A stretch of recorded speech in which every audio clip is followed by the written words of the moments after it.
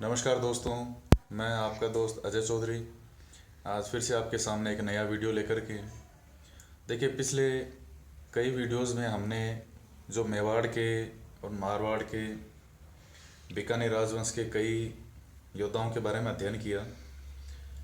आज हमारा मारवाड़ का एक महान योद्धा है जो कि चाहे आप आरएस का एग्ज़ाम दें, फर्स्ट ग्रेड, सेकंड ग्रेड, फिलहाल सेकंड ग्रेड के एग्ज़ाम है, तो उसमें एक महत्वपूर्ण टॉपिक है राव चंद्रसेन। देखिए, राव चंद्रसेन जो है ये 1562 से 81 का इनका कार्यकाल है। राव चंद्रसेन मालदेव के पुत्र थे। राजा मालदेव जो हैं इनके राम बेटा था, रायमल था, चंद्रसेन था और उदय सिंह था। ये उदय सिंह जो कि मोटा राजा उदय सिंह के नाम से आप सभी परिचित हैं इससे। तो देखिए, चंद्रसेन इसके सबसे छोटे बेटे थे और मालदेव ने अपनी मृत्यु से पहले अपने सबसे योग्य बेटे चंद्रसेन को अपना उत्तराधिकारी घोषित किया था। देखिए, ये जो रायमलोथ है मालदेव का बेटा, इसी का बेटा था कल्ला रायमलोथ, जो कि जो सिवाना का जो साका होगा अकबर जब आक्रमण करेगा तब उसमें ये शहीद होगा। तो ये कल्ला रायमलोथ इसी रायमल का पुत्र था, यानी मालदेव का पुत्र हो गया ये। अब देखिए, मालदेव चंद्रसेन को अपना उत्तराधिकारी घोषित होकर के चला जाता है, लेकिन बाकी सभी जो सरदार हैं, सभी जो इसके दूसरे बेटे हैं, ये सभी इसका विरोध करते हैं। तो देखिए, यहाँ जोधपुर में 1562 में ये राजा पड़ते हैं।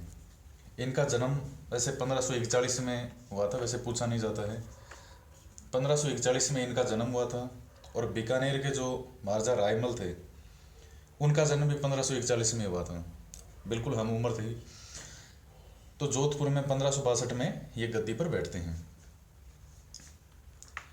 1562 में गद्दी पर बैठते ही इनके जो भाई हैं राम, रायमल, उदय सिंह और बाकी जो भी सरदार हैं वो उसका विरोध करते हैं। तो ये अपने भाई राम पर चढ़ाई करते हैं 1563 में।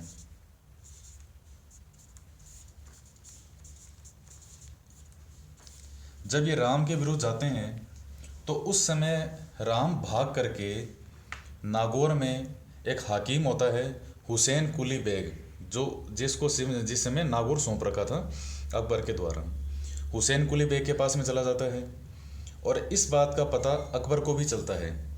तो अकबर इस मौके का फ़ायदा उठाता है और 1564 में इसी हुसैन कुली बेग के नेतृत्व में जोधपुर पर आक्रमण कर देता है। ये सब अब जो भी काम होगा ये अकबर के द्वारा किए जाएंगे।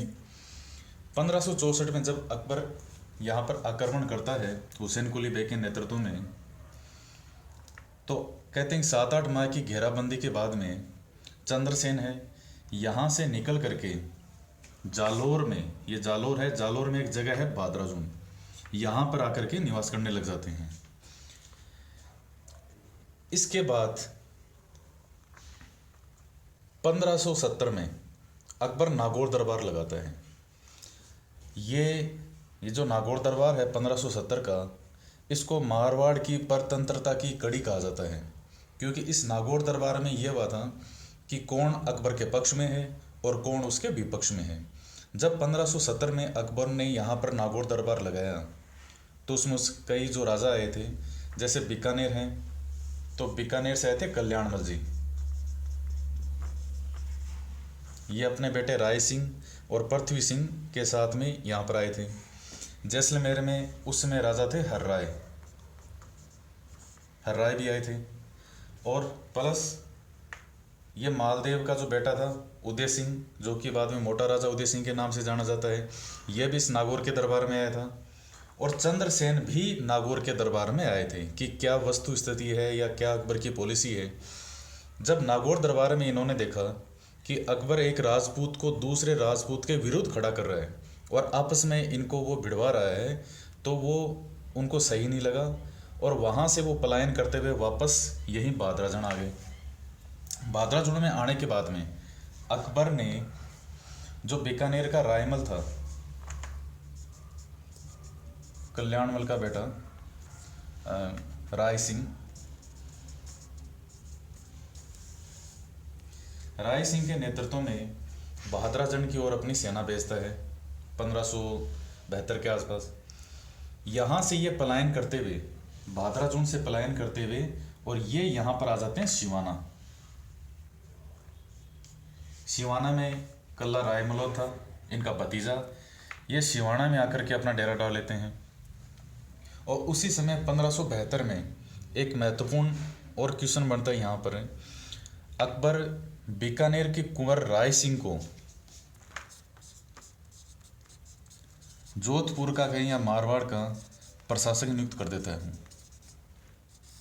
ये एक महत्वपूर्ण क्वेश्चन है कि 1572 में अकबर जोधपुर का प्रशासक नियुक्त किसे करता है, तो वो राय सिंह को नियुक्त करता है बीकानेर में, जो कि कल्याणमल का बेटा था। अब देखिए 1573 के 74 के आसपास अकबर सिवाना में फिर अपनी सेना भेजता है। वही ये राय सिंह होगा, ये हुसैन कुली बेग, इनके नेतृत्व में भेजता है। और यहाँ से फिर चंद्रसेन पलायन कर जाते हैं। और पलायन करने के बाद में ये यहाँ से कहते हैं, फिर यहाँ से ये इधर की तरफ आते हुए मेवाड़ आते हैं, डूंगरपुर बांसवाड़ा करते हुए यहाँ से राजपूताना से ही बाहर निकल जाते हैं। तो यहाँ पर सिवाना में उस समय कल्ला रायमलोत होते हैं, और ये सिवाना का दूसरा शाखा होता है कल्ला रायमलोत के नेतृत्व में। देखिए अकबर चंद्रसेन को पकड़ने की बहुत कोशिश करता है, लेकिन चंद्रसेन उनके हाथ नहीं आते हैं। इसी क्रम में 1574 के आसपास अकबर जो है वो जलाल खां को भेजता है, लेकिन जलाल खां भी नहीं इनको पकड़ पाता, और इनके हाथों, चंद्रसेन के हाथों जलाल खां मारा जाता है। फिर 1576-77 में ये अकबर शाहबाज खां के नेतृत्व में फिर भेजता है अपनी सेना, लेकिन ये भी चंद्रसेन को नहीं पकड़ पाते। और उसके बाद जो चंद्रसेन है वो अपना निवास स्थान बनाते हैं, वो पाली में सारण के पर्वत जो हैं, सोजत में है पाली में, इनको अपना वो परमानेंट निवास स्थान बना लेते हैं। पहाड़ियों से घिरा हुआ है ये, तो यहीं इस पर रह करके वो अगर अपने आगे का जीवन निकालते हैं। और जैसे इनकी सेनाओं को भगाना है या युद्ध करना है, तो छापामार युद्ध पत्ती कहते हैं कि मेवाड़ के महाराणा जो उदय सिंह जी थे,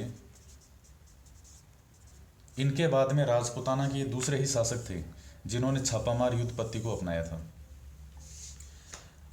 और यहीं सोजत के अंदर सारण के जो पर्वत हैं, पाली में ही रहते हैं, यहीं रहते हुए 1581 में 11 जनवरी को इनकी मृत्यु हो जाती है। बहुत कम आयु में मृत्यु होती है, केवल 39 साल ही जीते हैं ये। उसके बाद में चंद्रसेन के बारे में कई महत्वपूर्ण कोटेशन हैं, जैसे चंद्रसेन को मारवाड़ का प्रताप कहा जाता है। मारवाड़ का प्रताप किसे कहा जाता है? चंद्रसेन, क्योंकि उस समय पूरे राजपूताना में दो ही ऐसे योद्धा थे जो अकबर की, चंद्रसेन और महाराणा प्रताप, ये दो ही अकबर की आंखें कांटे बने हुए थे, चंद्रसेन और महाराणा प्रताप। तो मारवाड़ का प्रताप कहा जाता है इनको, क्योंकि इन्होंने भी महाराणा प्रताप की तरह यहाँ संघर्ष किया है। दूसरा, इनको प्रताप का अग्रगामी कहा जाता है। तो इनको प्रताप का अग्रगामी कहा जाता है कि प्रताप ने इन्हीं के पद चिन्हों पर चलते हुए अकबर का विरोध किया और कभी हार स्वीकार नहीं की, ना ही उसकी अधीनता स्वीकार की। ये मारवाड़ के पहले और अंतिम यही शासक थे जिन्होंने मुगलों के खिलाफ लोहा लिया। इसके बाद में मोटा राजा उदय सिंह है, वो भी 1570 में नागौर के दरबार में आए थे, तो उन्होंने अकबर की अधीनता पहले ही स्वीकार कर ली थी, जिनको 1583 में वो जोधपुर का राजा भी बना देते हैं। इसके अलावा चंद्रसेन को भूला बिसरा विस्मृत शासक भी कहा जाता है, क्योंकि जो इनको तवज्जो इतिहास में मिलनी चाहिए थी वो तवज्जो नहीं मिल पाई, और ये आजीवन स्वाधीनता के लिए भटकते रहे, संघर्ष करते रहे, तो इनको मारवाड़ का भूला बिसरा विस्मृत इतिहास का शासक भी कहा जाता है। तो देखिए चंद्रसेन के बारे में जो भी मोटी बातें थी, जो भी मेन मुख्य बातें हैं, ये सभी इंपॉर्टेंट बातें हैं। ये 1570 का नागौर दरबार है वो महत्वपूर्ण है, कौन कौन शासक आए थे। इसके अलावा निवास स्थान उन्होंने सारण के जो पर्वत हैं इनको अपना निवास स्थान बनाया था। तो इस प्रकार से आज हमने राव चंद्रसेन के बारे में अध्ययन किया। नेक्स्ट वीडियो में हम किसी और योद्धा के बारे में पढ़ेंगे। धन्यवाद।